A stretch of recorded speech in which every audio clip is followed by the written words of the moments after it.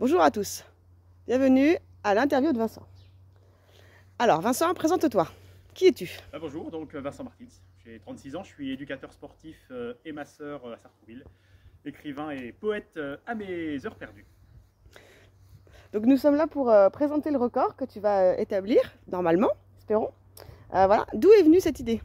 Alors je dirais plutôt qu'en l'occurrence c'est l'idée qui est venue à moi, puisque au mois de juin il y a eu un affichage de la Fédération française de cyclisme qui relançait l'idée du record du 100 km. On était en pleine préparation du record de Marion et je me suis dit ça peut être un bon challenge pour moi de combiner à la fois ma passion de la piste et un effort de longue distance d'ultra cycling qui correspond bien finalement à ce que j'étais en train de faire depuis quelques temps et qui me permettait vraiment de tester mon endurance et ma détermination sur une longue durée.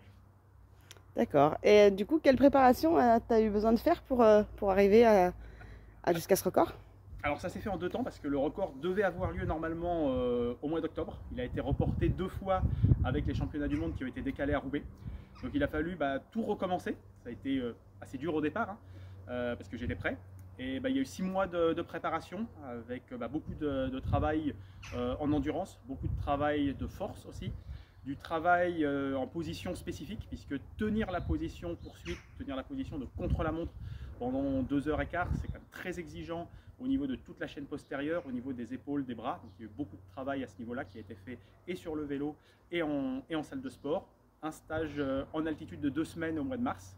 Et puis 3 semaines de préparation finale sur la piste. Et aujourd'hui, je suis prêt. Parfait. Et du coup, quel est ton objectif? Alors donc le record du monde. Finalement voilà, l'avantage aussi de ce record reporté, finalement, il faut voir les bonnes choses dans la difficulté, c'est que je m'attaque également au record du monde, alors que je m'attaquais dans l'idée seulement au record de France au mois d'octobre. Le record du monde est à 2h19. Je vais partir sur un tableau de marche de 2h10, un tableau de marche ambitieux, peut-être même prétentieux, mais voilà, je crois en ma force et je crois en mes capacités. Donc 2h10, ça représente 46,1 km/h, 19 secondes 5 au tour.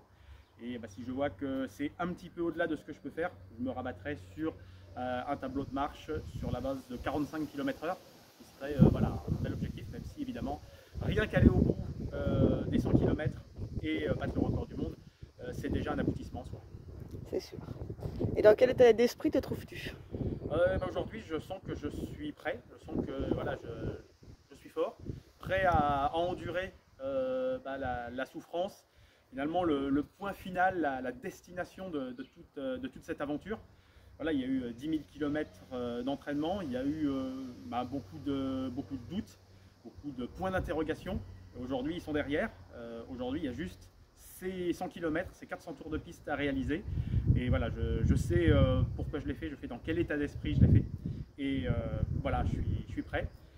Dans le livre qu'on est en train d'écrire justement sur ces records, il y a une phrase qui est voilà, nous sommes des gens ordinaires et on essaie de faire des choses extraordinaires pour inspirer et partager. Et c'est un peu l'état d'esprit dans lequel je suis pour ce record. Et enfin, quel avenir du coup tu prévois après? Déjà on profitera un petit peu, on fera un petit peu le point voilà, sur ce record, sur cette aventure, sur tout ce qui a été bien fait. Avant d'être un sportif, je suis aussi un coach, donc j'ai envie de débriefer un petit peu ce que j'ai bien fait, ce que je peux vraiment améliorer point par point. J'ai déjà écrit des pages et des pages sur ça, et puis sans doute de nouvelles aventures, mais voilà, c'est pas encore complètement défini. Mais ce que je sais, c'est que c'est un chemin sur la route et que ce n'est pas la destination finale. Merci beaucoup pour cette interview et ce temps. À bientôt.